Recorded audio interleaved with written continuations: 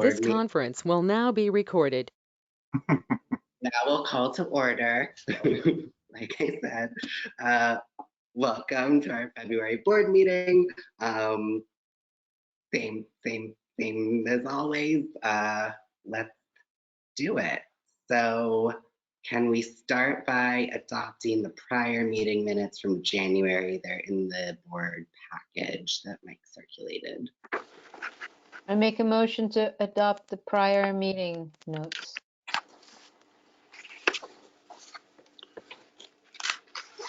I'll second it, but I have two revisions. Oh, Shall I go with them?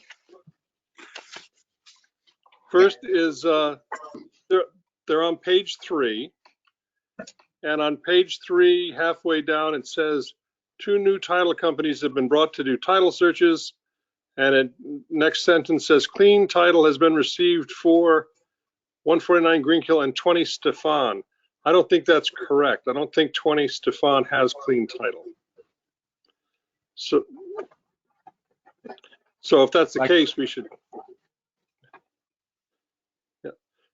And the second revision is in the last word under the last bullet in the same section.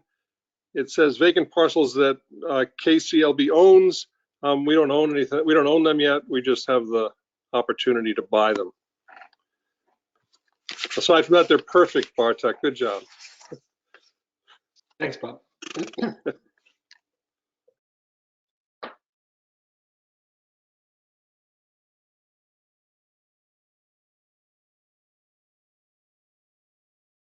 you are muted. I don't know if we amend, it's possible I said that 20 Stefan did, but that.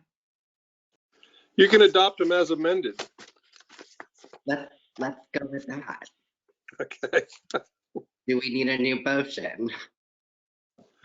I'll move to adopt them as amended. I'll second that. All in favor of adopting January's meeting minutes as amended? Aye. Oppose? Abstain? Motion passes. Thank you, everybody. Let's move on. Okay, I don't have a whole lot of announcements, even though it's been a busy month.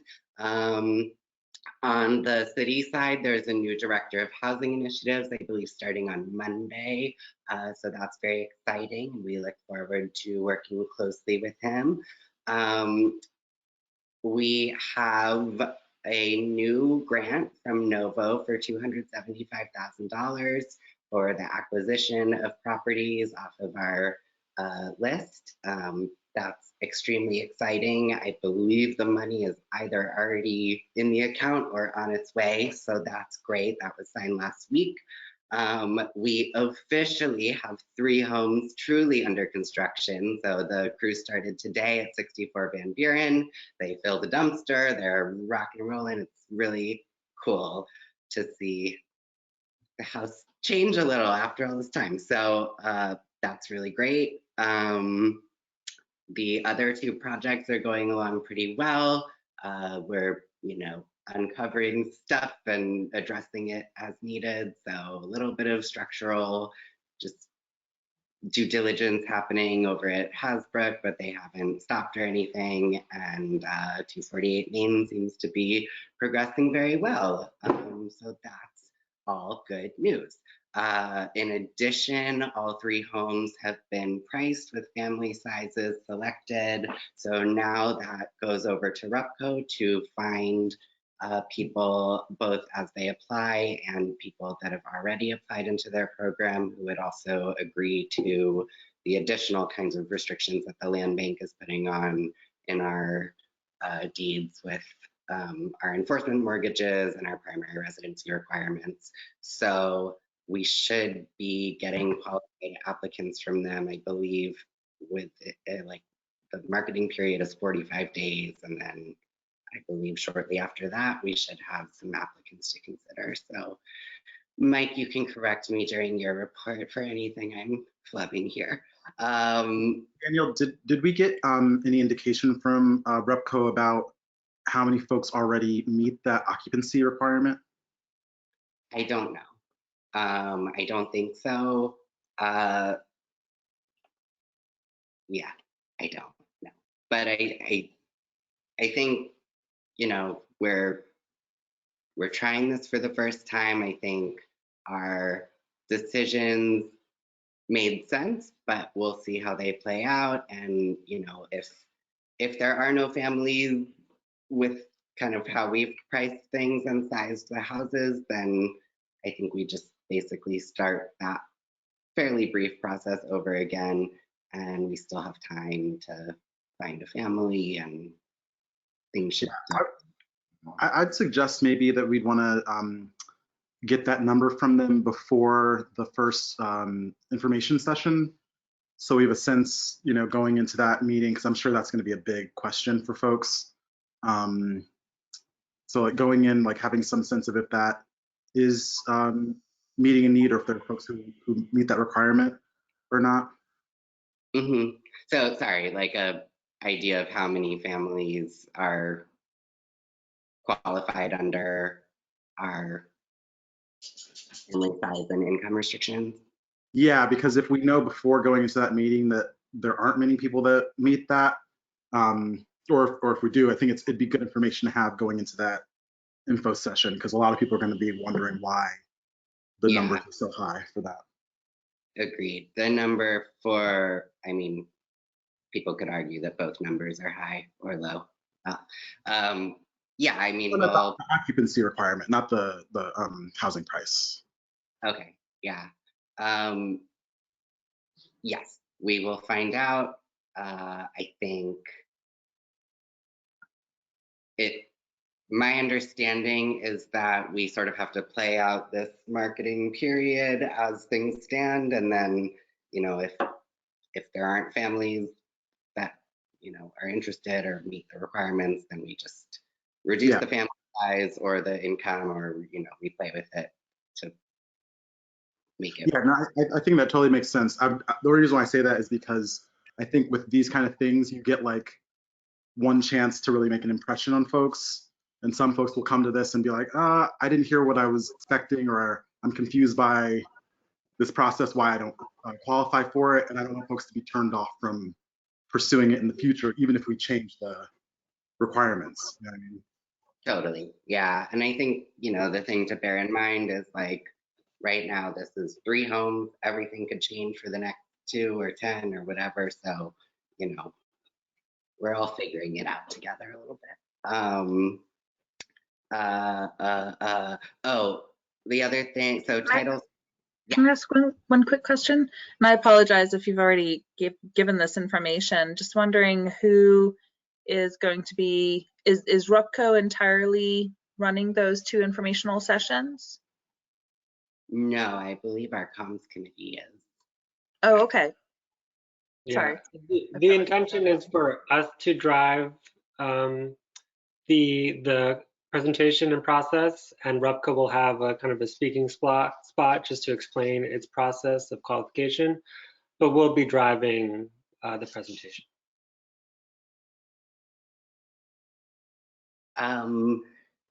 Just real quick, so title searches have continued apace. We do have 2 new title companies. We just talked about it from last month's minutes. One of them has moved a little faster than the other one, so we're kind of still waiting on final sort of decisions and information from Frontier, but Hillendale has come through with 4 title reports. I believe they were all clean. Question mark, pretty sure. So that's really good news. Unfortunately, we have not been able to identify 2 in Midtown yet that we can buy. So we have good news on 149 Greenkill. It's a really good house, 3-bedroom, 1 bath, very kind of standard Kingston side hall Victorian, doesn't need a whole bunch of exterior work, needs a lot of interior work. So I think it's a super good candidate. And then we're just sort of trying to figure out the 5th. And so that is ongoing.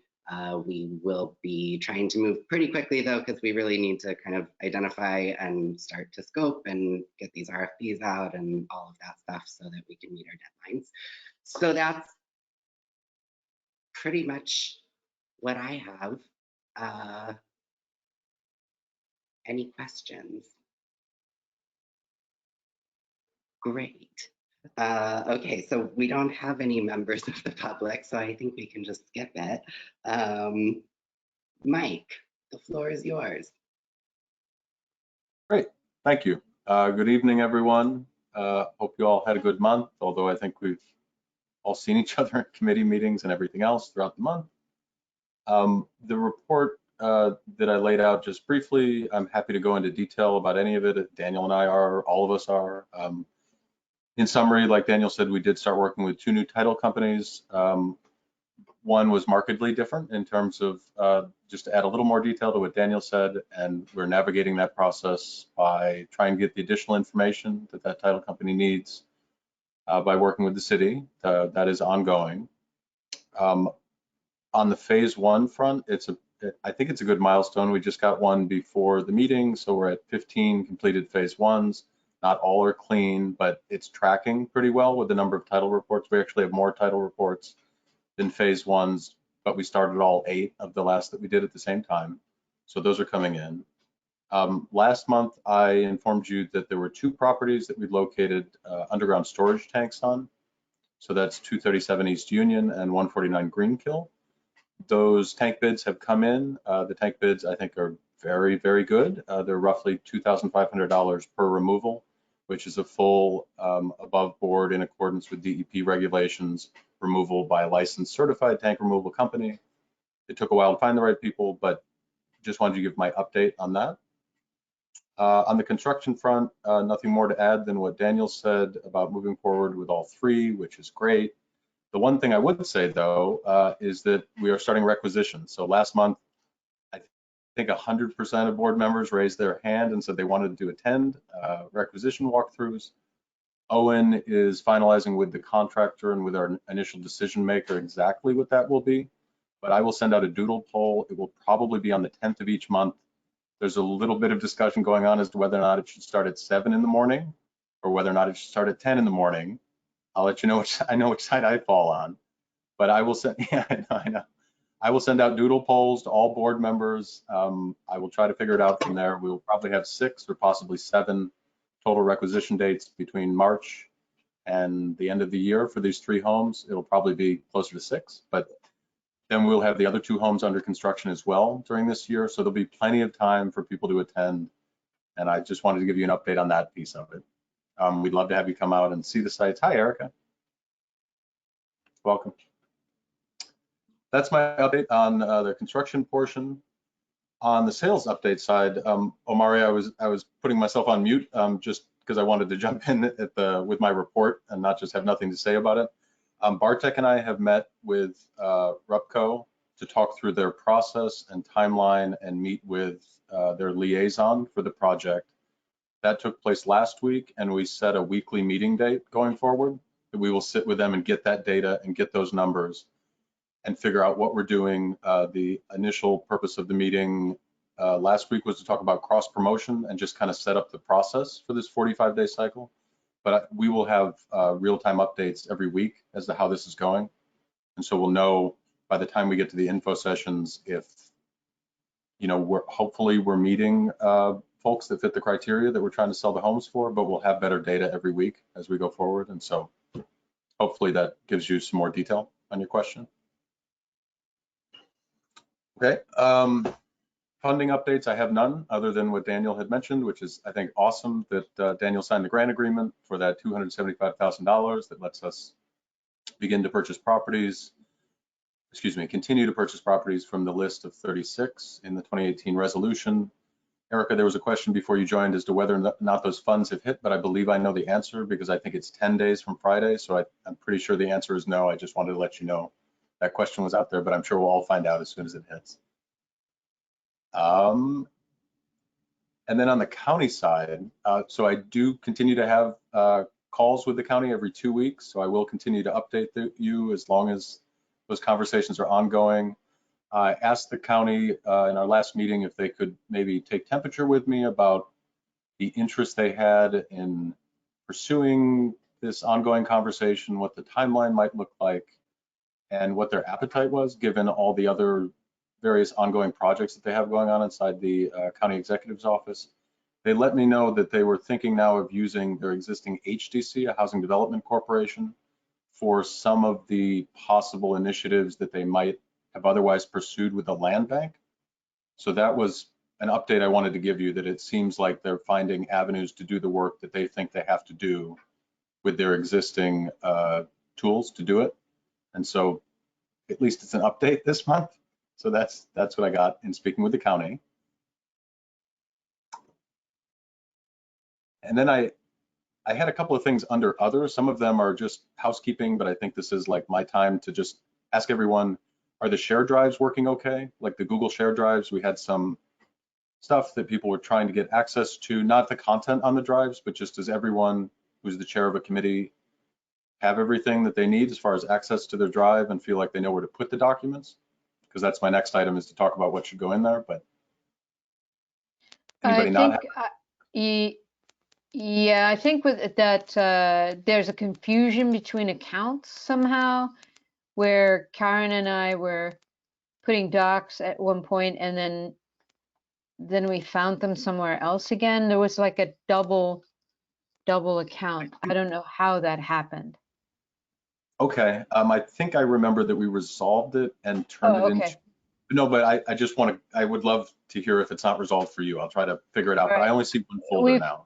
Okay, because I think we finally found it after figuring that out. Okay, so it's no longer a confusion.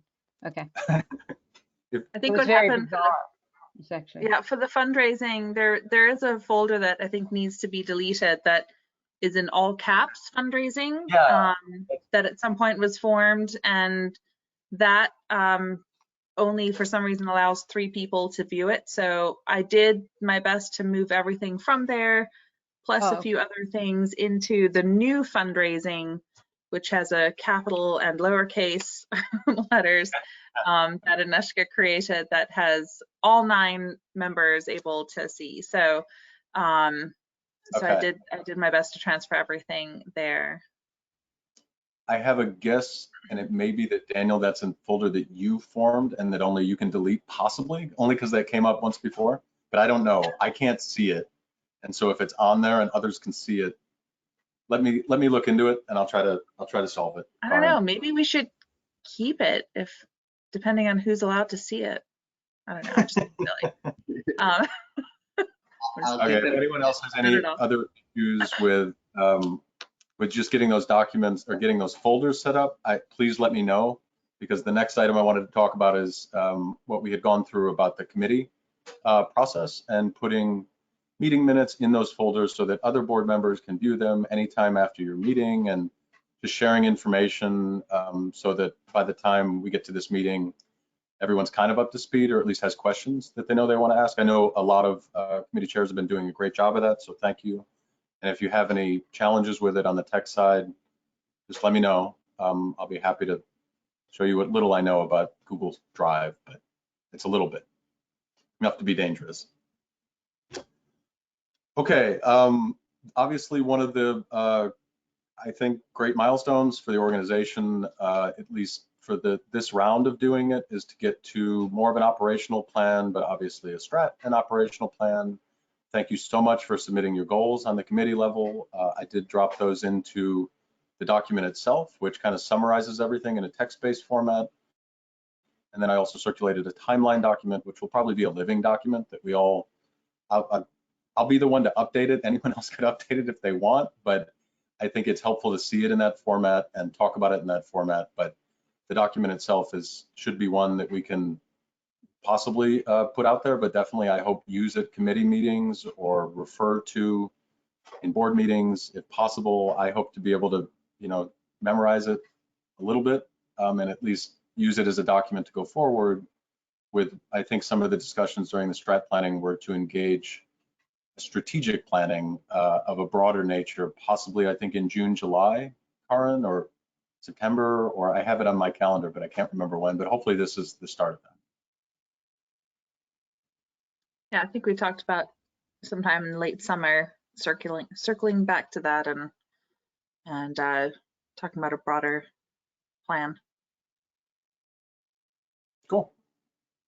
So that is my update. Thank you. Thank you. Bob, do you have an acquisition and disposition committee report for us? Sure. We had an exciting meeting, and I got elected to be the chair of the committee chair. And I promised that, and based on Alana's suggestion, we'll take minutes next time, or at least notes, so that we'll have something to share at the monthly meeting. We had a good meeting. We talked about a lot of stuff. We talked about some goals.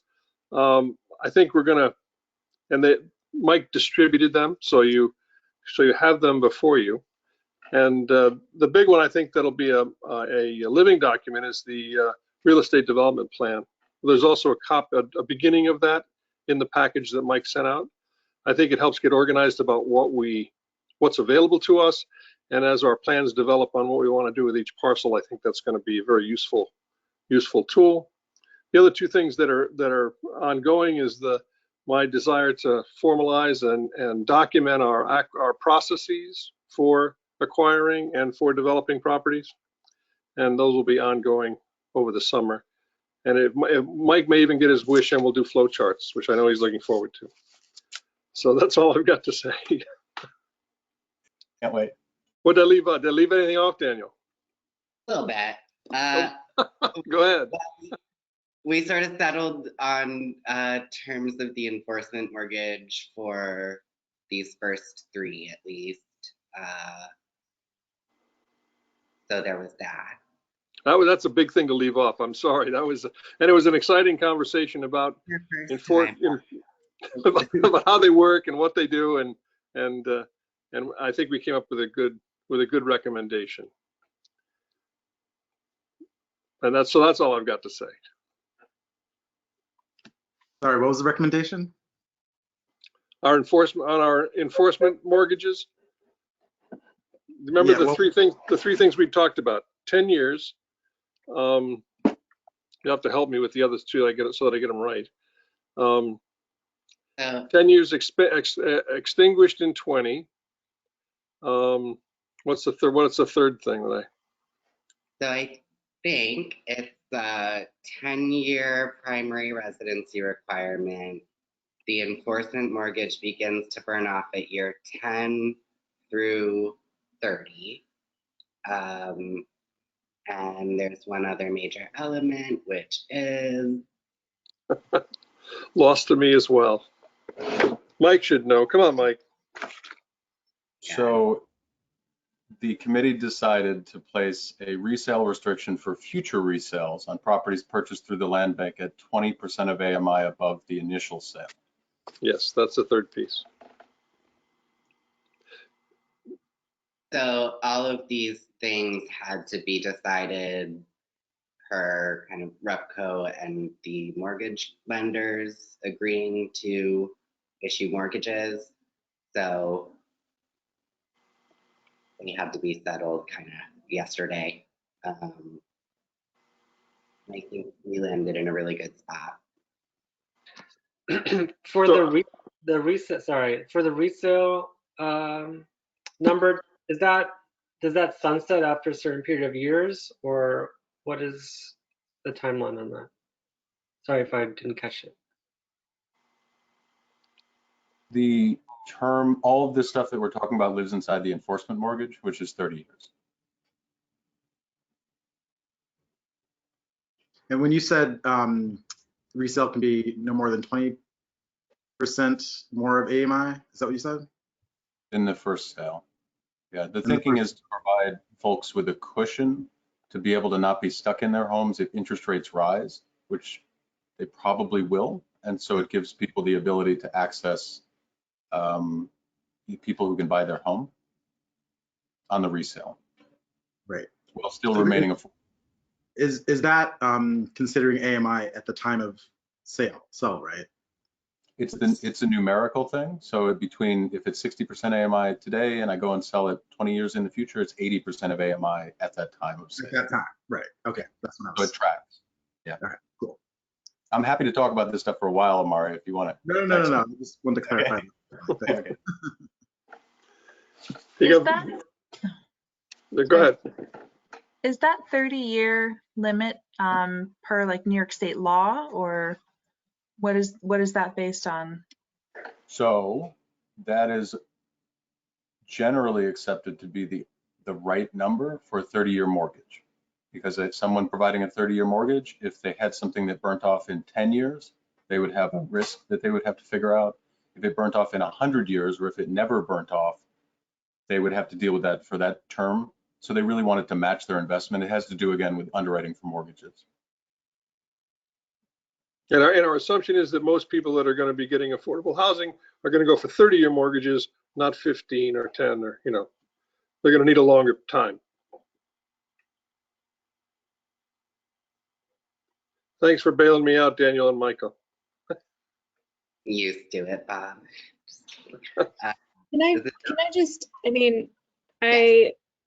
the questions that are being asked in our last committee meeting and probably 10 other committee meetings, we've actually had to go over these things over and over. I don't think it's I've asked a million questions. I don't think most of us should feel dumb that we maybe still don't totally get all this stuff. And I think it's good that the questions are being asked, because we do need to be able to answer the questions when people ask us, and understand when someone says, what are the mechanisms to keep it affordable, that we can talk about what's an enforcement mortgage and how does it work. So I'm just wondering, Bartek did a just amazing job of pulling together the FAQs when we were bombarded with the first round of questions. And I wonder if this is something I'm happy to, with my newfound understanding, maybe can put things in terms that are more understandable. But maybe that's something, again, that the communications committee can do to try to explain these things. And I wonder if, I don't know, a board meeting probably isn't the time, but it might not be bad to for the acquisition disposition committee to offer a half-hour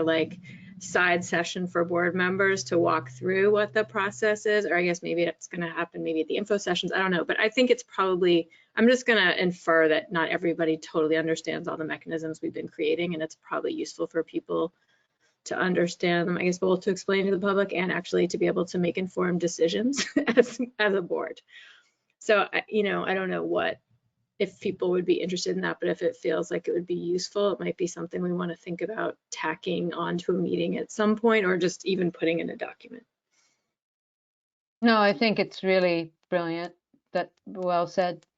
I think that real estate law and any kind of mortgage law is very complicated. It's not just common knowledge, and I think we do need to be educated, and the Acquisition and Disposition Committee can do that either by helping us do an FAQ, or we definitely all need to. I understand it now, but that's because I've been walked through it several times now. So, anyway, no, I agree. Totally agree. Yeah, I think you're right, Alana. I think both a document and maybe a class of, a quick primer would be, I think both are necessary. In terms of getting it done, is that something, some of the most basic questions, what are the mechanisms that we're using to enforce affordability? What is an enforcement mortgage? What's the time? Is that something we could collectively do between now and the next, or before? We probably might want to have that for the info session anyway. Do we feel like that's something our team can do? A comms committee can do that, maybe with the help of Bob or Daniel. And Mike, who actually understands it. Yeah, I would just say Mike has been really helpful at walking. Thank you for that. I would maybe, to help with the timeline, I hope by tomorrow to have everything that we discussed just put into the document, because I have to start meetings with potential lenders starting on Wednesday. So if I could circulate that, maybe when we have a document to look at, it might jumpstart the conversation, because when you really read the document, maybe some things become more clear. And this was the document that was circulated before the A&D meeting that we used to make those decisions. But I just want to get the final version of it now that we've made those decisions, and then, so I could do that this week for sure. Great. Done. Could that be tacked on to like maybe the first 20 minutes or so after, once we get the cheat sheet from Mike, like the first 20 minutes of Aneshka's social hour? Sounds not- like a plan. I will be circulating the enforcement mortgage. The cheat sheet will be something I hope we all put together based on people's questions. I don't know what questions Oh, people sorry. want. Okay, I misunderstood. okay. My apologies. okay. Yeah, well, actually, we'll talk about that meeting. Some of you have still not answered my invite.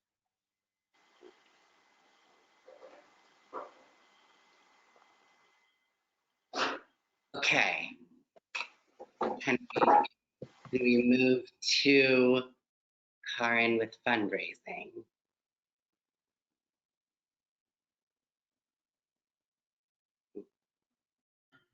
Yeah. So we met with our newly expanded group with Omari, which was great. And we reviewed our goals as they, would fit within the strategic plan, and it's sort of what made it into Mike's list there was that we are trying to raise. We've set a goal to raise $30,000 by June, and we set that date to coordinate with the deadline of setting sale prices for the final 2 of the 5 pilot homes, with the goal that each of the 2 homes we could offset the purchase price by $15,000 each. So in efforts toward that, it's feels like a super ambitious goal, but we're hoping to apply to a number of sort of what we hope will be low-hanging fruit of some local family foundations. We did submit a nomination through the Sawyer Savings Bank for $7,500. I'm just about wrapping up an application to the Peckham Foundation for $5,000. I just need to send it back to you, Mike. Sorry, to help, asking you to confirm some numbers. They're asking for quite a bit about our budget. So,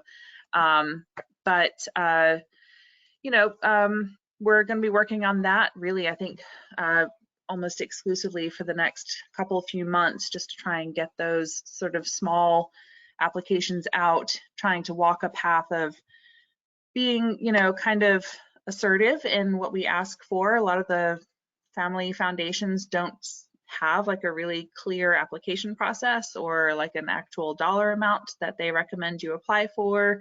We're just looking at Form 990s and seeing what their giving history has been. And so trying to fall within there while also trying to, as Omari once mentioned in an email, sort of establish a relationship going forward. So not trying to be too aggressive. So anyway, that's our goal for now. We did also talk a little bit about brainstorming on a pandemic appropriate event, both as a fundraiser. We kind of we struggled with that. So if anyone has any bright ideas, or this might be a really great opportunity if anyone knows of a non-KCLB board member who would be just a really great fit for coming up with, an intimate and yet profitable fundraising event.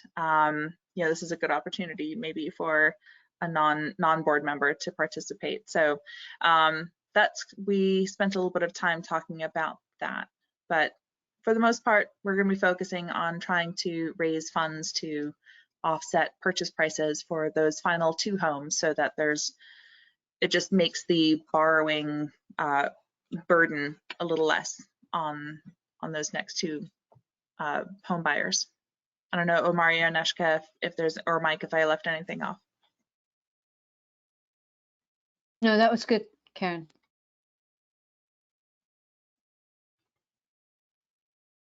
Oh, yes, Bob, thank you.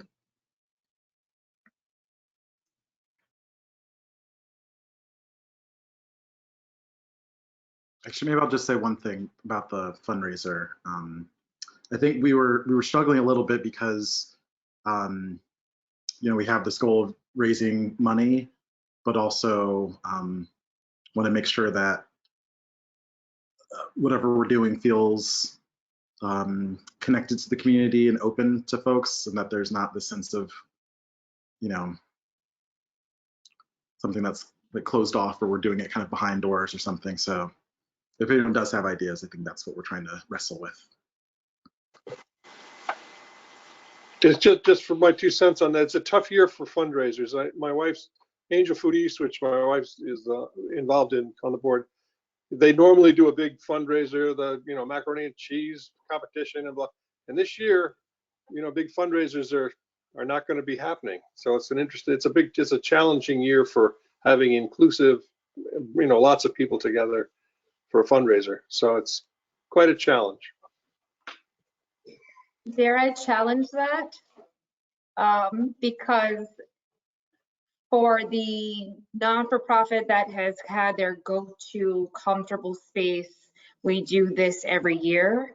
The more millennial-based, I'm just going to take that term and Gen Z and run with it. They've succeeded. Several of my non-for-profits have had very surprisingly large success in doing virtual, because people don't even have to put pants on. They don't have to leave their home to commit to a half an hour, and they can get more of their time in and almost over-promise themselves, where people would say like, oh, I don't know if I can get a babysitter, I can do this, I can do that, to commit. And also the Facebook fundraisers, people are showing up in different ways, and I think doing a virtual anything for a half an hour is probably going to get you more money than you think.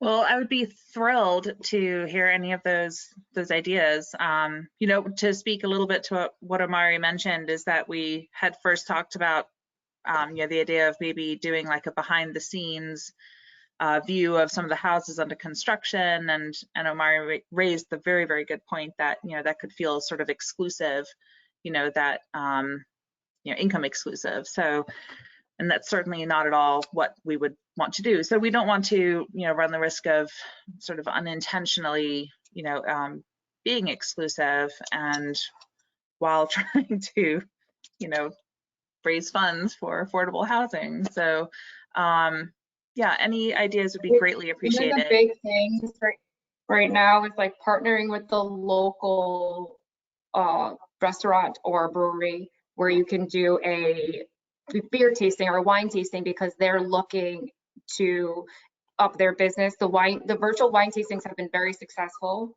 I've signed up for a few, but you're helping local business, right? And so that's additional promotion that you're getting out of it. Or maybe even another restaurant. I think someone did like a brasserie tasting, where you picked up your meal, and there's tons of different ways to kind of work local and find something that is going to kind of open up the hearts and wallets of your donors. Yeah, thank you. And I just wanted to bring up, I think I saw we got a $50 PayPal donation.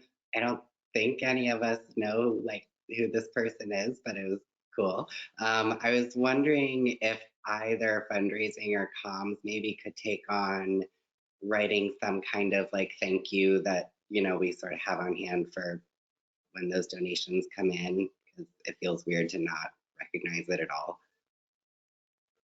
Yeah, it's funny you say that. I actually just sent an email this afternoon to Mike and Erica. I know that we have a sort of responsibility to send out a thank you, and no goods or services were received in exchange for your donation kind of letter. But yeah, we should, in addition to that, be sending out like a nice little personal card or something, note saying thank you. And I know I haven't done anything like that. So yeah, absolutely, we should. I'll circle back with them and do that. Thank you. Thank you, appreciate it. Yeah, we should do it from the fundraising committee rather than the comms committee. Already enough going on in comms. Yeah, they're pretty busy. All right. Finance and Audit Committee. I'm not sure who's the chair anymore. Yeah, so we did, unfortunately, Omari wasn't able to join us, but one of the very first questions, because selecting a chair was the first item on the agenda, was whether or not the treasurer is supposed to be the chair, which it turns out is not a requirement, but we did vote, and I'm the chair. So, so we did that as part of the meeting, and then we talked about the sort of financial reports, getting them into a, and actually this entire, our meeting minutes are in the package that Mike sent out for reasons that I'll go into in just a minute. But we did talk about getting financial reports, a cash flow and income statement, budget to versus actual, you know, monthly and also year to date, that will go into, will be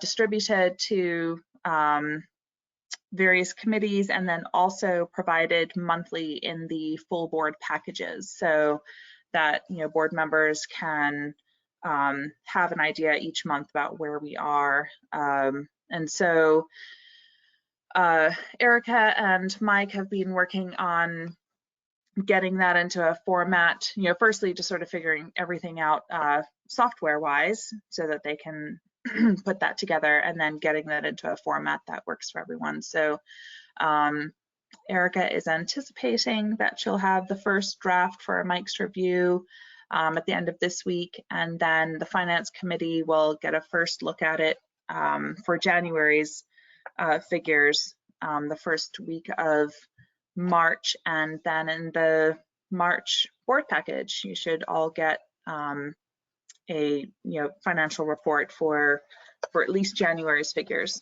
and then we'll, you know, sort of catch up. So I know that hasn't been an easy undertaking for Erica, so, and her group, so thank you very, very much. Simultaneously, she has also been working with the auditors on the audit of our 2020 financial information. So that should be due to the land bank by middle of March for review.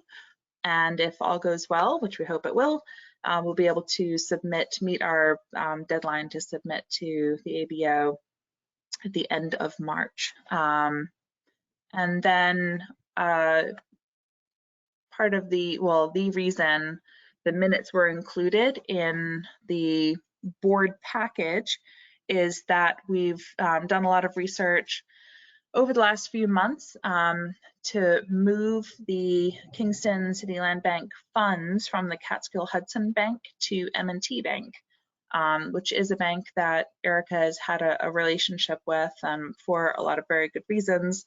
You know, and the reasons that we've gone through, we've had a few meetings, which is outlined in the meeting minutes there. But reasons for moving our funds include really just being able to access a much more modern online system that will really streamline everything, as well as a better capability for timely payments to vendors. And the M&T Bank just also has a long history in affordable home ownership tools, and they have a Community Reinvestment Act officer, a CRA officer, to fulfill their obligations. And so what we're asking is that the Finance Committee has reviewed all of this. We're recommending to the full board to authorize moving our funds to M&T Bank. I think that would be our first motion, and then following that we would, it's not we're not asking the full board for this permission, but in order to be transparent, saying that upon that approval, if the full board provides it, that we would be applying for lines of credit to be opened with M&T Bank, so that sort of helps establish a good relationship with the bank, and then also just sort of as a rainy day fund in case we ever find ourselves short of being able to, again, in a very timely manner, be able to pay any vendor bills or anything like that.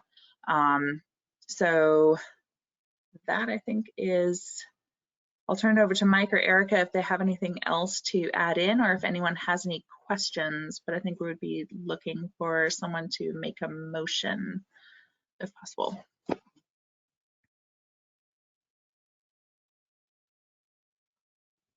Yep. If no one has any questions, I'd be happy to make a motion to be able to have our bank accounts transferred to M&T Bank, which would allow us to open a new account there. I second that.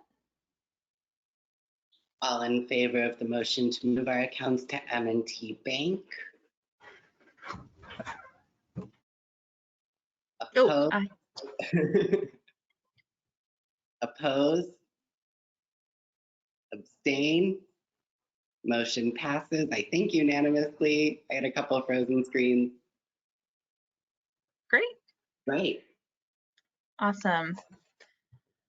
And then did anyone, sorry, I just wanted to ask if anyone had any specific questions outside of the M&T that you wanted to ask. Is part of the hope with moving to M&T that they may offer mortgage products later on to our buyers?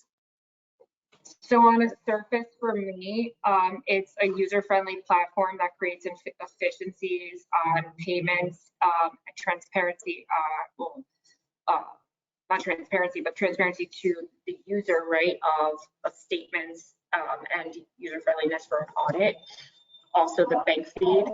And then by working with them, I've worked with them with a couple of different clients, and I've seen their commitment to the community. Like, I personally don't, like, I like Chase, sorry, M&T, but I saw their commitment to the not-for-profits and the community within the area, and it really sparked joy for me. And I have seen them active in Dutchess County Chamber of Commerce locally, so it kind of just was like, all right, well, I know that these do small business, I know they work with not-for-profits, and they're kind of part of that home, like the mortgage side, but I kind of let Mike take the lead with investigating that, because for me, it sounded like a good idea, but also I don't know enough about it to kind of feel like I was giving you this full package. But I think they're a great bank. I felt like Mike had a good conversation with them. I wasn't on that call.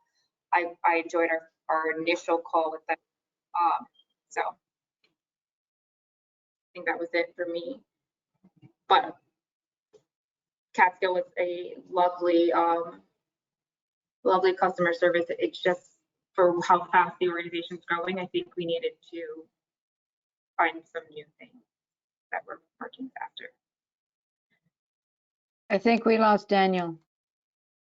I don't even just feel like starry-eyed over like M&T's commitment to the community.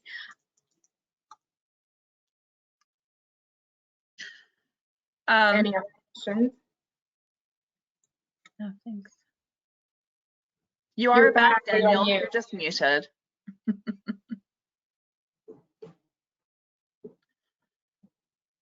Are there any other questions for Erica? I guess my question is just around the contractors. Are we like seeing any kind of issues with payment with them? Or is everything on schedule, happening seamlessly? So payment has not been submitted. However, our wonderful Monday call and I'm very happy to share that we have a beautiful chart of accounts that I worked on till 1:30 in the morning for our 2021 year. I am honestly, no one's gonna care, but it makes me so happy how organized they are and how effective reporting will be from the schedule of values to the funder itself. Payment should not be an issue, and reporting should not be an issue based on the work we've done. Great. Just pretend to be wowed when you see it, okay? I think it And looks again, great, too. you guys will see that, the finance committee will see that on March 5th. Thank you. I know it hasn't been an easy process No, it's so been far, so I so appreciate fun. it. So in addition to that, we talked about our goals as they would fit with the strategic plan, and really just put all of our goals in alignment with our reporting requirements. That felt ambitious enough, which is to meet our 2020 audit goals, to submit to the ABO on time, and then also complete our reporting requirements for enterprise and Novo grants, and then are in August of this year, we hope to bring to the board our projected budget for 2022, and then also for the next 3 years out to be in compliance with the ABO reporting requirements. So that's where we are. And if there are any other questions?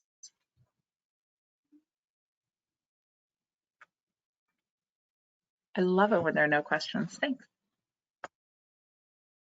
Thank you. You guys are doing such a good job.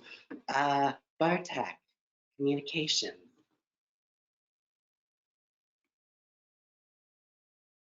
Right. So the communications committee has been busy, obviously, since we've begun our marketing period for the first 3 properties. And we're doing that in a number of channels, press, social media. We're working with a new designer that's helping us with some visuals on the process. And that's also helping us to design actual physical flyers as well. We are also preparing for the 2 information sessions scheduled for March 4th and March 15th. I would say that beyond some of the mechanisms that we're kind of putting out there and all these various channels, the real hope is that each individual board member will also share some of the language and the application notice for the first 3 properties with their own networks, and kind of encourage any organizations that they might be close with to share the information, because that's where I think we'll get the most feedback and response to the application itself. And I'll let the rest of the comms committee add anything else they might want to add to that. Now, I wanted to thank Steve actually for his plug for the Kingston City Land Bank on Kingston Radio, and then also putting it in the city mayor's notes. The reason why I even listened to your broadcast, Steve, is because we were hoping to get a PSA recorded by them. And I was like trying to listen to some of the ways that they do PSAs. I have not heard back from Ida, but hopefully maybe call her tomorrow and see if she can. Does anyone know her personally? Anyone? No. Okay.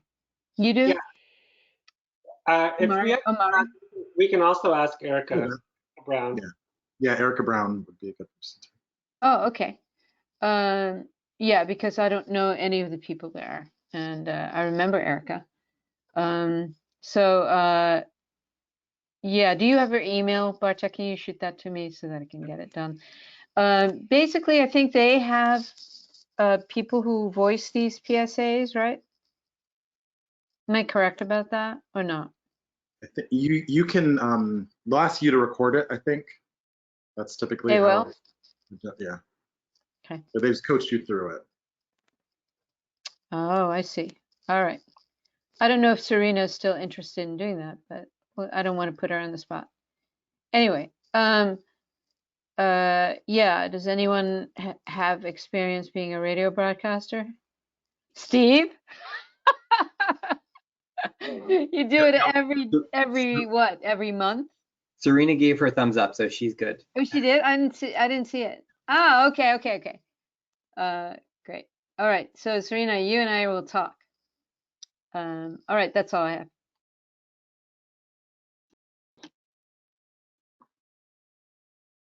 have. Were you creating flyers to distribute? Yeah, and we actually just finalized. It's a postcard, and the front is in English, and the back is in Spanish. And there's one final step in that is that Serena is looking over the Spanish, make sure that's correct, and then those will go to print. Yeah, I'm still available to help distribute if you need. Great.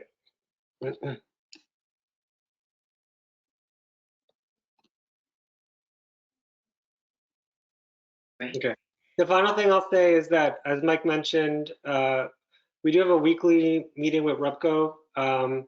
So I hope to gauge, what kind of response we're getting, and then change tactics on our outreach based on, how many calls they might be receiving or inquiries through the actual application. That's it, Daniel. Thank you. Sorry, my internet is not as fixed as I thought, and I keep thinking people are done talking when they're not. Okay. Governance Committee, Aneshka. The only thing that I have is that we sent Mike our goals. We didn't have an official meeting about them, but I ran them past the governance committee members, and we will have our first quarterly meeting next month, so we'll have more to report.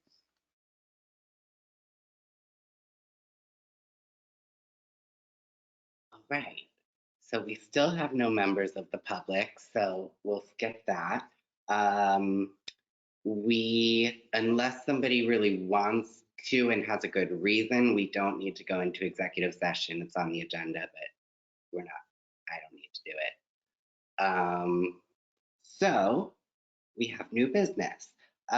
Just a couple things. So you might have seen in the board package, Serena took a stab at reformulating our mission statement a little bit. Everyone sort of expressed at the strategic planning session that it could use some refinement.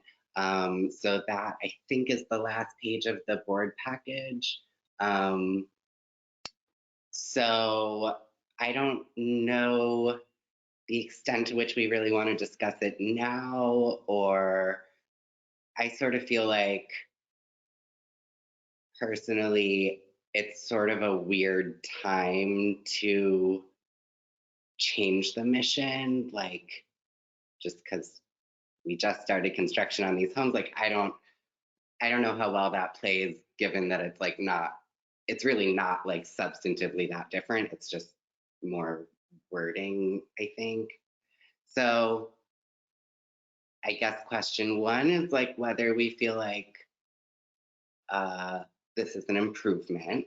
Question two is kind of how we feel about timing and whether we want to move on it or not.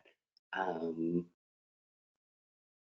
I guess the third question is just sort of how process-wise we'd like to go about this. Anyone feel free to jump in. I think this is exactly what I had mentioned during the strategic plan. Serena's revised version is the language used is, I feel like, very targeted, it's strategic, and really highlights your mission.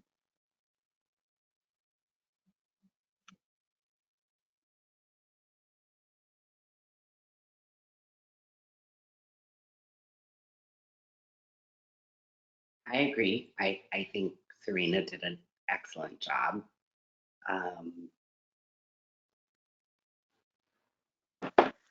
Honestly, if you guys decide that now is not a good time to change the mission statement, it's really not going to hurt my feelings. The language will keep. Just on a personal note, I don't want anyone to feel like there's any obligation to take on that process. There's a lot of other stuff going on right now. It's up to you guys. I just didn't want you to think that I'm looking for some kind of a redemption there. If I could add, I think that, you know, one role that the governance committee could play would be to actually help kind of have this referred to it, because it is kind of part of the bylaws, you know, sort of, you know, I think, you know, it's part of our governing structure. You know, everything we do is based on our mission. And so, you know, maybe it could at least give a small group of board members an opportunity to, you know, read it over, spend a little bit more time with it, then, you know, and then come back with a recommendation if we're all, you know, good with it. I don't know, that may at least add the month buffer, you know, so that we could then kind of come back for a decision. Yeah, I agree. That sounds like a perfect, yeah, it's where it needs to live. And Serena, thank you for your contribution. It is much better English. So, and also very targeted. So, but yeah, we'll take a look at it at our meeting next month, and we'll decide what to do, and bring it to the board vote next month. I think that's a great plan. And just to note, the governance committee only has 3 board members. So Serena, if you want to join that meeting as well, it would not constitute a quorum of the board, and you would be more than welcome, I think. Okay, great. Thank you. I wanted to follow up. So obviously everybody put a bunch of work, thank you so much, into creating committee goals, into diving into the strat plan and the Gantt chart and all this fun stuff. I wanted to see if you guys felt like we kind of needed another meeting to come together on this document that we've created, or I think we had talked about in like June, kind of embarking on another round of strategic planning that would be a little bit of a longer vision and kind of gearing up for 2022. So I'm happy to schedule something in March if you guys want it. I don't totally feel like we need it as long as we all read the document, but does anyone have any thoughts about that?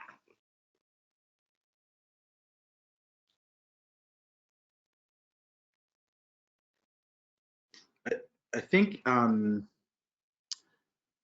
don't know that we necessarily need to come together to revise the document, but I do think with all of these committees, you know, operating separately somewhat, it feels like, I'm putting you on the spot, Mike, but it feels like, you know, this is like a role that Mike can play, is like to understand how those pieces are intersecting and kind of, you know, call attention to things that may be like not working in concert. So I'm not suggesting there's going to be any issues, but I just imagine with us all being in kind of different pockets of the organization,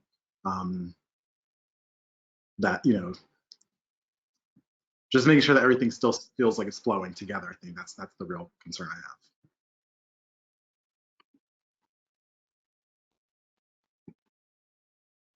My hope around it, Omari, is that by using the document that highlights the various committee goals and our organizational goal, and then the meeting minutes that go onto the shared drives, that maybe we're talking more or we're talking better during the month, but totally open to whatever better ways to communicate in this crazy environment would help. Yeah, for sure. Yeah, and I think that will really help. I mean, I feel like it's already helping. But yeah, I feel like there's a little bit of like foresight that I think, as executive director, having your eye on everything, you can be like, oh, like you're about to go into this direction, like maybe I'll make a comment to, make sure we're not like missing each other or something. I do try. I'm on all the committee meetings, and I do, but it's a really good point for me to always keep at the top of my mind to try. That was why you jumped on the comms call this month, right? Yeah. I mean, it worked out in that instance, but yeah, that's a really good point, though. Thanks.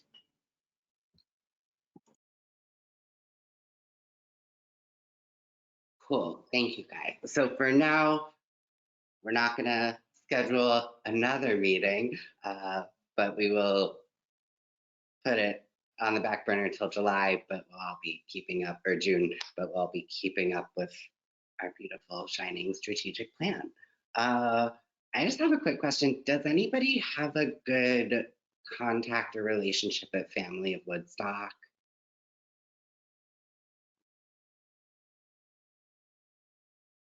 Okay. Since I did my dissertation there, I actually know everyone. Perfect. Well, wait a minute before you go there. I have my opinion of what Family of Woodstock does and does not do. So I'd be happy to connect to them. What is it that why is it that you need to connect to them? One of the properties on our list, I would like to just sort of gauge interest, whether they would want to be involved or not. What kind of involvement would they need to have? Possibly becoming either owners or property managers, the occupied property. I see. Yeah, I mean, I know Mike really well, so I can give him a call. Okay, yeah. But I need more information, obviously. We'll talk about it later. Yeah. Okay. No decisions, just trying to throw feelers out. Okay. I think that's all I have. Oh, wait, Aneshka, I think mentioned, but there's a doodle poll out for a more informal session of the board where we can kind of get to know each other a little bit after 2 years. So if you have not filled that out, please do so. We're trying to get that scheduled ASAP. Aside from that, I think I'm done. Actually, I had a question.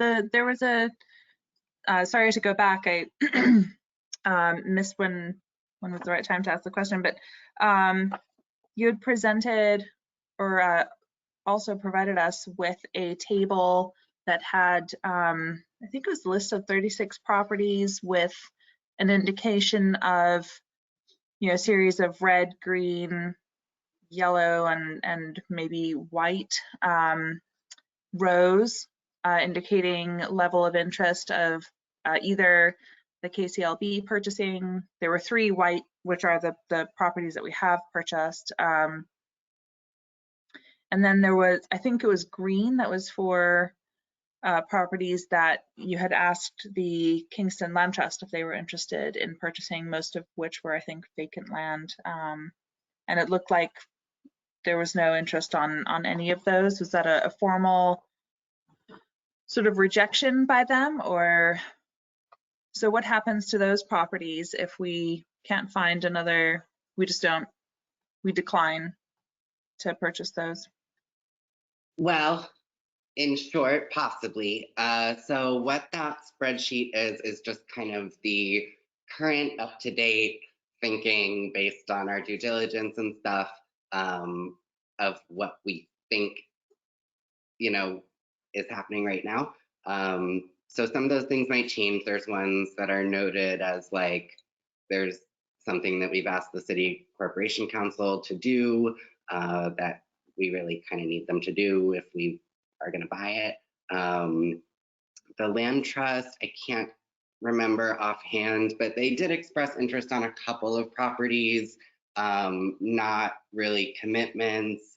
They expressed lack of interest on various of the vacant parcels that are just really weird properties that like, it's like 10 feet wide with a telephone pole and it runs behind 30 people's backyards, like stuff like that. So, you know, I think these are, whether or not to acquire them are decisions that the board has to make, I think based on recommendations from the Acquisition and Disposition Committee. But I think where we're headed, yeah, is like there's certain properties that really don't make sense for us to put resources toward from my perspective. Maybe other board members have different perspectives, or properties that are sort of senselessly expensive for us to put that much resources towards. So yeah, I mean, it's a challenge because every single property has different kind of considerations involved. And so sorting through them is a ton of work, especially because we can have all the ideas in the world, but then the title report comes in and it's bad or whatever. So that's, yeah, I think that spreadsheet accurately represents kind of where we are right now in our thinking about each of them, but none of the decisions I think are final. Okay, thank you. Daniel, if I can add to that, one of our obligations under our bylaws is to come up with a development plan for the properties that we are engaged in or even offered. So I think it's a step in that direction. And it's really a product of Daniel and Mike and their 2 years of looking at these 36 properties and, you know, gathering information about them. And so it's a compilation of all that information, and it should lead to decision making. You know, it's either not feasible or we want it, or you know, somebody else wants it, and we can be a go-between.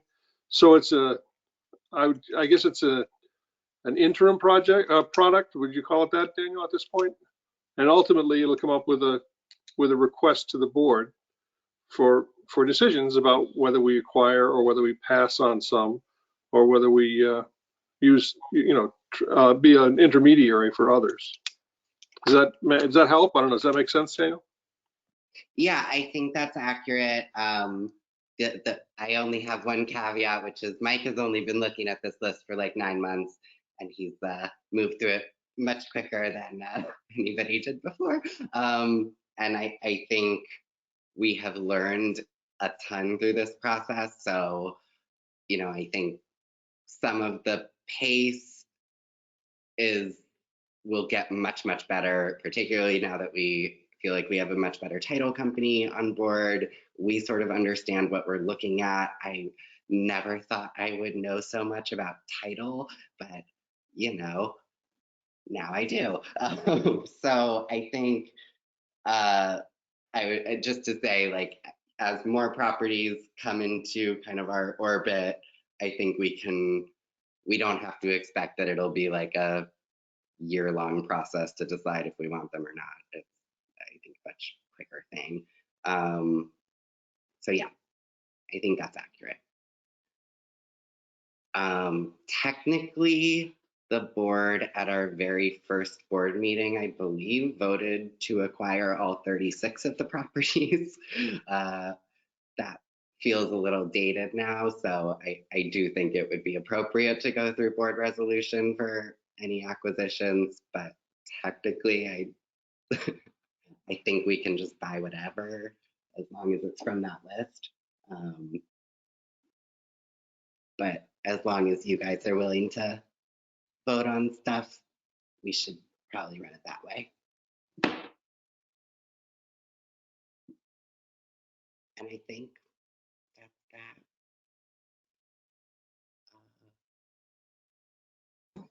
Thank you. No problem. Anyone else have new business or old business or?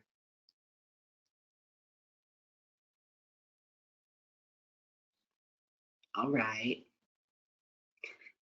Well, then I think we can entertain a motion to adjourn. Oh. Actually, can I just say very quickly, sorry, I said it privately to Bartek, but to all on the comms committee, I just really want to commend everyone who contributed to the graphics that went out, you know, on Facebook and Instagram, and the press release and the measured, level-headed responses on Facebook. Alana, I know I know you at least were author of one of them. I don't know about all the others, but I just thought it was really great. So thank you very much for representing in what was not an easy or not an easy first release. So thank you.